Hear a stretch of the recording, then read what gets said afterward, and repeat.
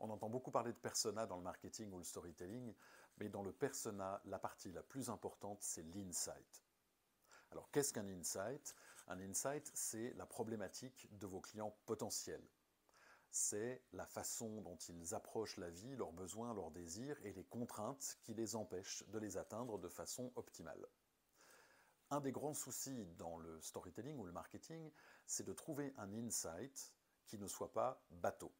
C'est-à-dire quelque chose de suffisamment fort pour que vous ayez un positionnement qui réponde de manière précise, fonctionnelle et émotionnelle.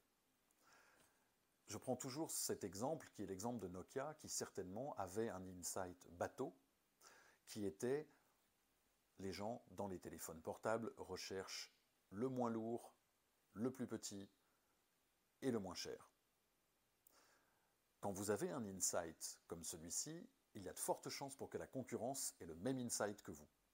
Et si la concurrence a fait la même découverte que vous, vous avez de fortes chances pour qu'ils y répondent mieux. C'est pourquoi la découverte de l'insight doit être fondamentale. Le véritable insight de la mobilité n'était pas moins lourd ou moins cher. C'était un insight basé sur le paraître social et sur la connexion sociale. Si vous prenez Apple, Steve Jobs, lors de son discours à Stanford, va créer quelque chose de fondamental. Il va créer un insight. C'est-à-dire que pour les gens, son discours va devenir une référence communautaire. La communauté des visionnaires. Une grande partie de la population va vouloir faire partie de cette communauté.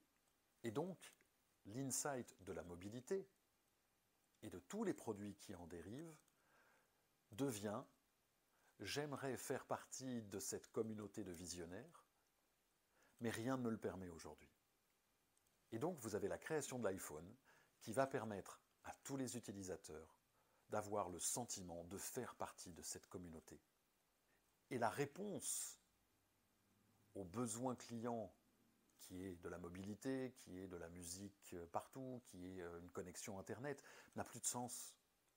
Nous sommes dans un insight fondamental et particulièrement profond d'appartenance. Et quand vous trouvez un insight aussi puissant, la réponse de vos produits, dans leur look, dans leur fonctionnalité, devient évidente. Vous avez alors un storytelling beaucoup plus fort, beaucoup plus puissant, qui vous permet de toucher votre cible beaucoup plus profondément. Alors, que pouvons-nous apprendre d'Apple? C'est qu'il ne faut jamais se contenter d'un insight superficiel. Efforcez-vous à trouver une problématique client qui soit beaucoup plus fondamentale et beaucoup plus profonde que celle que la concurrence peut aussi trouver. Rappelez-vous, votre storytelling n'a de valeur que si votre insight est suffisamment puissant.